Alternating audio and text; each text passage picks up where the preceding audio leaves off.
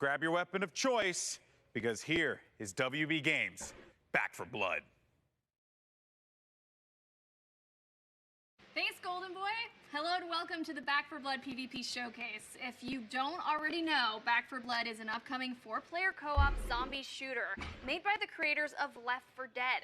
Today we're diving deeper into the new PvP mode called Swarm, how it works, and what you're doing, and even a little bit of strategy. We'll also talk with Turtle Rock's lead game designer on Back 4 Blood, Brandon Yanez, to help piece it all together. Before we get there though, let's start off with the reveal of a brand new PvP trailer and see what it's like in action.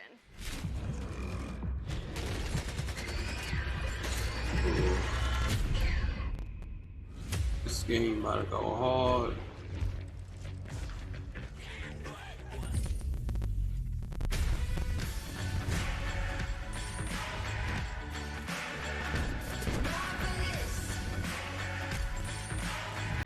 That's one down.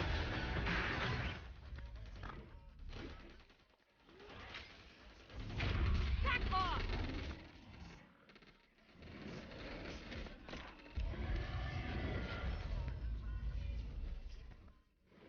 I'm surrounded!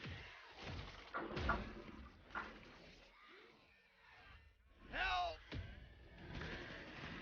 This is what happens when you don't stick together.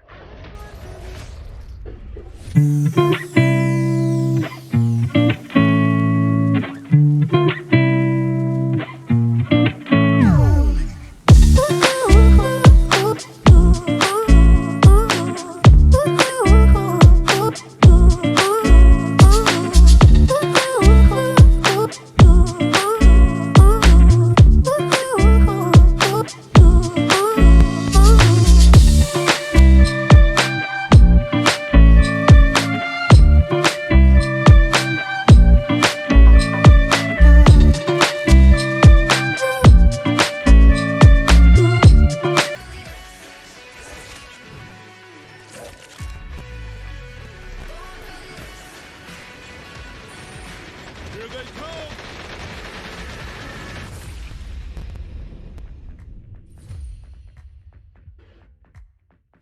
That looked intense. So there you have it, guys. Back 4 Blood's PvP mode Swarm. To hear more about it and to take a deep dive into the gameplay and the mechanics, we have Turtle Rock's lead game designer on Back 4 Blood, Brandon Yanez.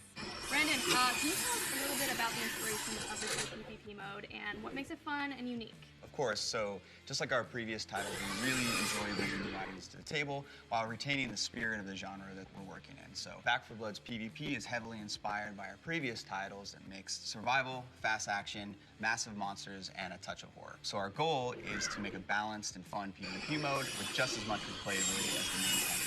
So what's the structure of the PvP like? Do you play in rounds?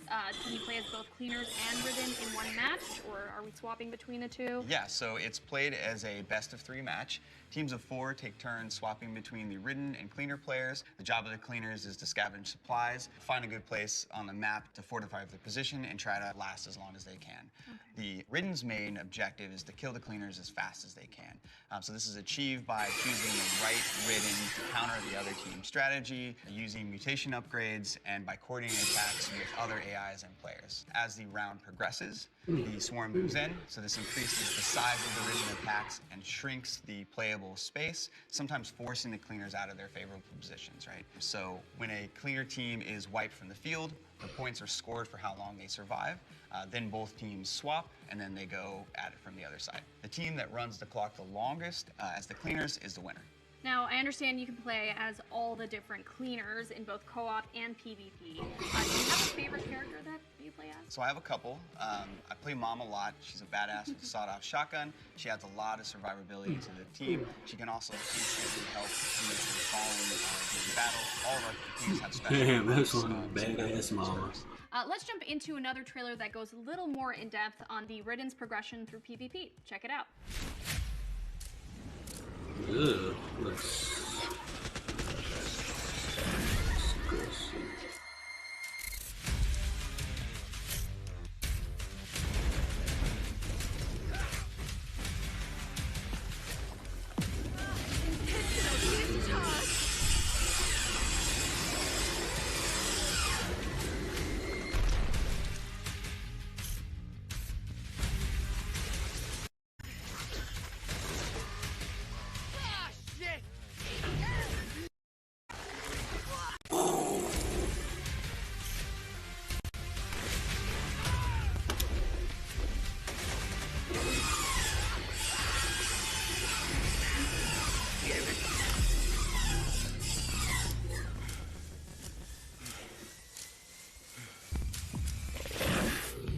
Yeah, you definitely did. No, not Mama.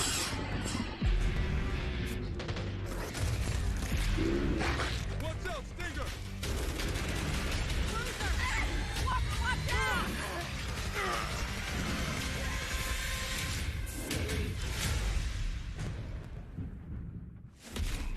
Okay, so Brandon, we just saw that each different Ridden has their own variants as well as their own mutations on each variant. So can you expand a little more on these special abilities and how they work? Sure. So at the start of each round, players can choose between 9 playable Riddens, each with their own unique abilities.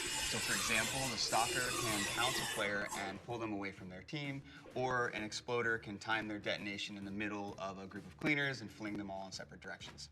Now, knowing that each Ridden has these different abilities, how do they change and improve throughout a match and improve the Ridden's chance of winning? So as the Ridden battle against the cleaners, they gain points. They can spend these points on team-wide upgrades called mutations. Mutations upgrade and improve a lot of different things on the Ridden side, from adding effects to their abilities. They might buff the common AI waves in size and strength. So the really cool thing is so they affect the whole team, and they persist between rounds. So as a Ridden team starts to coordinate their upgrades, things can get pretty wild. What are some strategies that the Ridden team can take on in order to get a leg up on the competition? If the cleaners are really sticking together, you can swap to the Wretch and vomit on their location. That's going to cause them to spread out, right? This is going to open up a whole bunch of opportunities for the other Ridden players to attack. Right? So if you get them to spread out and there's a Stalker nearby, Stalker uses the Chaos to grab one of the cleaners and drag them off into the swarm. The Wretch's vomit also slows their victims, so if a tall boy who's naturally pretty slow can attack one of those slowed characters, they're going to really be able to pummel them. Another good one is if a Exploder waits for a cleaner to go revive their friend, they can use that as an opportunity to charge in and detonate on them, sending them flying and doing a massive amount of damage. Whew, sounds pretty brutal. So with that being said, which is your favorite Ridden to play as? That has to be the tall boy. It's pretty easy to pick up and play, and I have a lot of fun hitting cleaners across the map. Speaking of fun, let's talk about weapons. Now, throughout the trailers, you can see a number of different weapons. Can you go a little deeper into what those weapons are and how they work? So we really wanted to expand on the amount of choices the player had in Back 4 Blood with their weapon. So of course there's handguns, shotguns, LMGs, SMGs, sniper rifles, and a whole bunch of other types of weapons, each with sort of like a unique character feel to them. Now, how deep does this weapon customization go? I really want to know. What are some of the different attachments and options, and how do they change the gameplay overall? Absolutely. So there's a lot of different customization options for your weapons. So throughout the world, you can find scopes, silencers, stocks, sights, all that good stuff. You can mix and match them, so there's a ton of options. Last question. Do you have a favorite type of weapon? Absolutely. So as I said earlier, I really enjoy playing Mom, so her shotgun is definitely at the top of my list. Ah, that's a solid choice. All right, we've learned a little bit about how it all works, the cleaners, the Ridden, the mutations, as well as how the customization works for the weapons. Thank you so much for joining me, Brandon, and for giving us a little bit more detail on Back 4 Blood's new PvP mode, Swarm. Thanks for having me. I can't wait for everyone to get their hands on this game. We're all really excited. I can't wait either. The good news is that you guys won't have to wait too long. There's an open beta coming up on August 12th with an early access portion on August 5th available to those who pre-order. That's all for today, but Back 4 Blood still has a lot more to reveal in the coming months, so stay tuned. Bye. I totally forgot what consoles this game on. I know Xbox. Can you get it on PC? Probably.